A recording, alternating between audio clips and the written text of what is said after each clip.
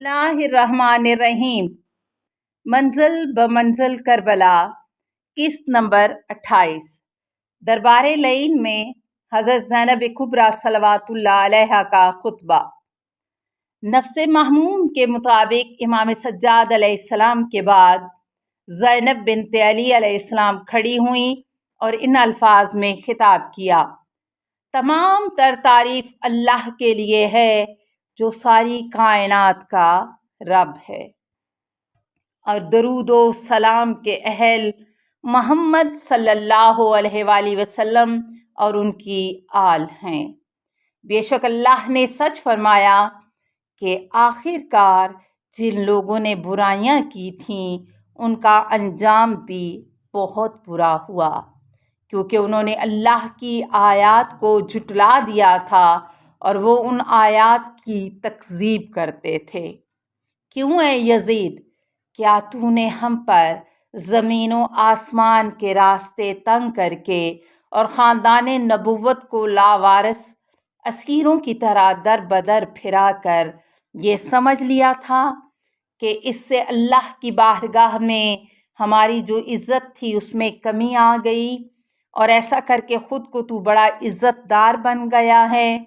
ये तुम्हारी खाम ख्याली है। अगर ये समझता है कि जिस अलमिये से हमें दो चार होना पड़ा इससे तेरी मंजिलत में इजाफा हो गया है, शायद इसी गलत फहमी की बिना पर तू अपनी नाक चढ़ाए बैठा है और गरूर के मारे कंधे उचकाता है। शायद तू खुशी से फूले नहीं समा रहा कि तेरे जुल्मों जोर पर मबनी हुकूमत की सरहदें दूर तक फैली हुई हैं और तेरी सल्तनत की बुनियादें मजबूत तर हो गई हैं। या हो सकता है कि तू ये समझ बैठा है कि अल्लाह ने हमारी ममलिकत में तुझे खुलकर बग़ैर किसी डर के हुक्म चलाने और मनमानी करने का इख्तियार दिया है। ठहर यजीद, ठहर जा, मज़ीद चंद सांसें ले ले, फिर देखना कि क्या तेरे साथ होता है। दरअसल तू अल्लाह के उस फैसले को भुला बैठा है जब वो फरमाता है कुफर की राह इख्तियार करने वाले ये ना समझ लें कि जो उन्हें मोहलत मिली है वो उनके लिए खूब है। नहीं, बल्कि हम तो उन्हें ढील ही इसीलिए दे रहे हैं ताकि ये जी भर कर गुनाहों का बोझ समेट लें। इसके बाद उनके वास्ते सख्त व ज़िल्लत आमेज़ और रुस्वा कुन आज़ाब तैयार है। ए हमारे आज़ाद किए हुओं के बेटे, क्या यही अदलो इंसाफ है कि तेरी नामूस और कनीज़ें तक पर्दे में रहें और रसूल अल्लाह सल्लल्लाहु अलैहि वसल्लम की नामूस और बेटियां खुले सर बेपर्दा शहर ब शहर फहराई जाए? हाँ यजीद, तूने ही हमें इस हाल तक पहुंचा दिया है कि हम बेवारसों का काफिला जहाँ भी वारिद होता है या कूच करता है तो वहाँ तमाशाइयों की एक भीड़ लग जाती है। हर किस्म के लोग, हर तरह के आदमी राह दर राह, मंजिल ब मंजिल, जौक तर जौक, दूरों नज़दीक से हमें देखने के लिए जमा हो जाते हैं। इस कारवां का ना तो कोई साथी रहा है और ना ही हमायती बचा है, और ना हमारा कोई दोस्तदार है और ना ही निगहबान बाकी रहा है। हाँ, मगर जिसका ताल्लुक हमारे बुजुर्गों का कलेजा चबाने वालों से हो उससे किसी भी रू रियायत की उम्मीद भी क्या की जा सकती है, और जिसका पोस्त गोश्त हमारे शहीदों की लहू से उगा हो भला उससे किसी हमदर्दी की तवक्को क्यों कर की जा सकती है।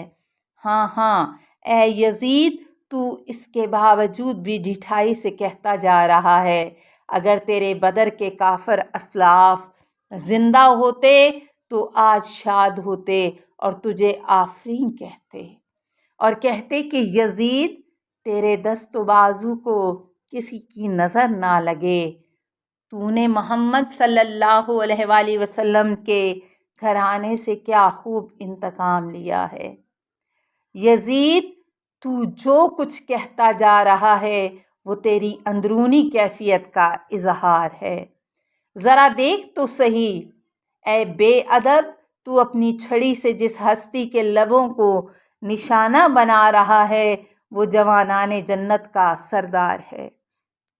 تو نے محمد صلی اللہ علیہ وآلہ وسلم کے پیاروں کا خون بہا کر عبد المطلب کے چاند تاروں کو خاک نشیں کر کے اپنے سوکھے ہوئے زخموں کو دوبارہ ہرا کر دیا ہے اور اپنے بھرے ہوئے گھاؤ کو دوبارہ کھول دیا ہے اور اسے مزید گہرا کر دیا ہے، اور آج تو اپنے مرے ہوئے لوگوں کو مخاطب کر رہا ہے، انہیں بلا رہا ہے اور اس بات سے بے خبر ہے کہ عن قریب تو خود اسی گڑھے میں گرنے والا ہے جہاں تمہارے وہ اسلاف پہلے سے موجود ہیں۔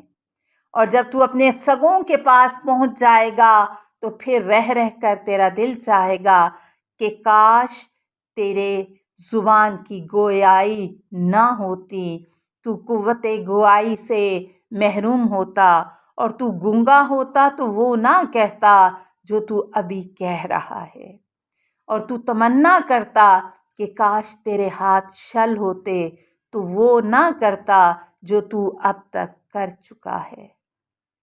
اے پروردگار، تو ان ظالموں سے ہمارے حق دلا دے اور ان ستمگروں سے ہمارا بدلہ لے لے۔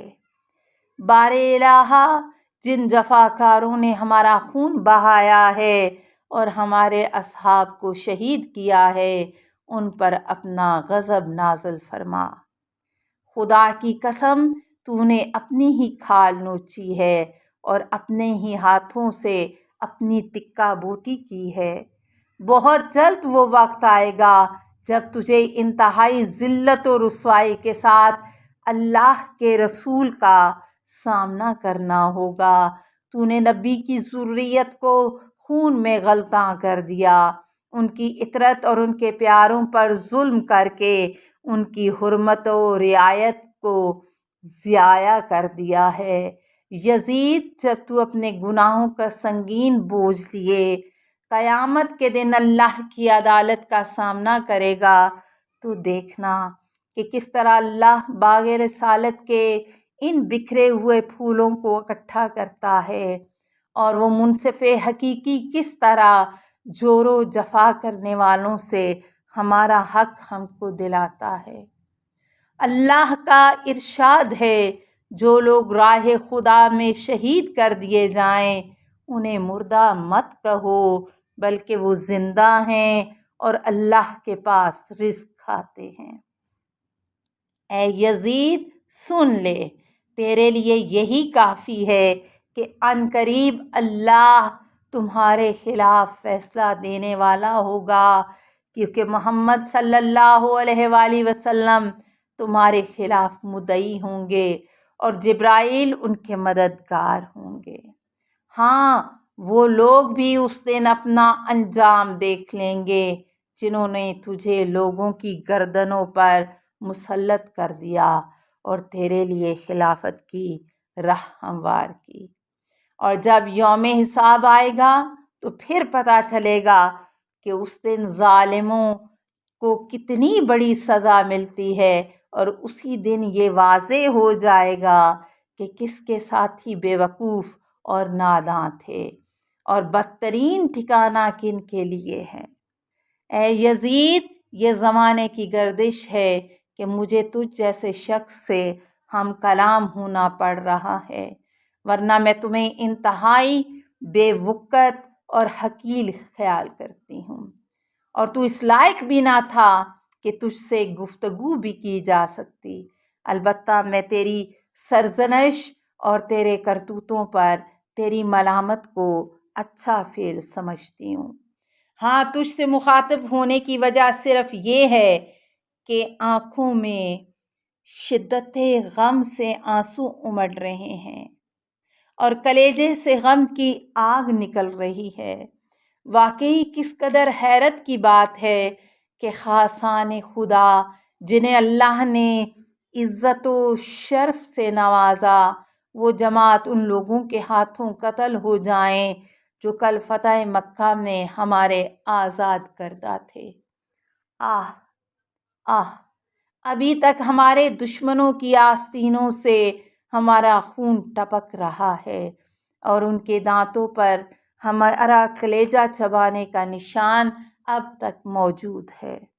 اف، تسلیم و رضا کی راہ میں قتل کیے گئے ان پاکیزہ لوگوں کی لاشیں صحرا میں بے گور و کفن پڑی ہیں۔ اے یزید، شاید تیرا خیال ہے کہ آج ہمیں قیدی بنا کر تو نے بہت بڑا حاصل کر لیا ہے، مگر یاد رکھ تو کچھ بھی حاصل نہیں کر پایا۔ تجھے اس کے مقابلے میں سخت نقصان اٹھانا پڑے گا۔ یہ بات یاد رکھ، آج جو عمل تو اپنے کل کے لیے بھیجے گا اس کی جزا تو وہاں ضرور پائے گا، اور اللہ بندوں کے حق میں ظلم کرنے والا نہیں ہے۔ ہم اللہ کے سوا کسی سے فریاد کرتے ہیں اور نہ ہی اس کے سوا کسی کو اپنا دکھڑا سناتے ہیں۔ اس کی ذات پر ہمارا اعتماد ہے اور وہی مرکز توکل ہے۔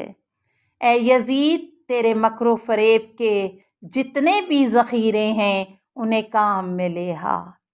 ہر طرح کی کوشش میں کسر نہ چھوڑ، اپنی جد و جہد کو تیز کر لے، اور ہاں، ساری حسرتیں اور آرزوئیں پوری کر لے، مگر اس کے باوجود نہ تو ہماری نیک شہرت کو نقصان پہنچا سکتا ہے اور نہ ہی تیری یہ حیثیت ہے کہ ہمارے مقام کو کم کر سکے، اور یہ بھی تیرے بس کی بات نہیں کہ ہمارے پیغام کو پھیلنے سے روک سکے، اور نہ تو ہمارے اہداف کی غرض و غایت اور ان کی گہرائیوں کو سمجھ سکتا ہے، اور نہ تو ہماری فکر کو پھیلنے سے روکنے پر قدرت رکھتا ہے، اور نہ تو ہماری وحی کو تو مٹا سکتا ہے، اور نہ ہی ہماری محبت کو لوگوں کے دلوں سے نکال سکتا ہے۔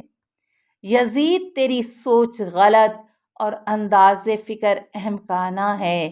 تیرے پاس گنی چنی مہلت رہ گئی ہے۔ عنقریب تمہاری بساط الٹنے والی ہے، تمہارا شیرازہ بکھرنے والا ہے، اور عنقریب وہ دن نزدیک ہے جب منادی ندا دے گا کہ ظالموں پر اللہ کی لعنت ہو۔ تمام تعریفیں اس اللہ کے لیے ہیں جو تمام پالنے والوں کا پالن ہار ہے، جس نے ہمارے اول یعنی رسول خدا صلی اللہ علیہ وآلہ وسلم کو خیر و سعادت کی بیش بہا خزانے سے عزت و افتخار بخشا، اور ہماری آخری شخصیت یعنی خامس آل ابا مظلوم کربلا علیہ السلام کو شہادت و رحمت کی عظیم ترین نعمت سے سرفراز فرمایا۔ یا ارحم الراحمین، ہمارے شہداء کو ثواب کا کمال عطا کر، ان کے اجر کو فرما روا کر دے، اور ان کے وارثوں اور جانشینوں کو اپنے حسن کرم سے بہرہ مند فرما۔ یقیناً وہ بڑا مشفق اور حد درجہ مہربان ہے، اور ہمارے لیے اللہ ہی کافی ہے اور وہی بہترین چارہ ساز ہے۔ السلام علیکہ یا بنت علی مرتضی، یا زینب کبریٰ، یا ام المصائب، الا لعنت اللہ علی القوم الظالمین۔ السلام علیکہ یا ابا عبداللہ الحسین۔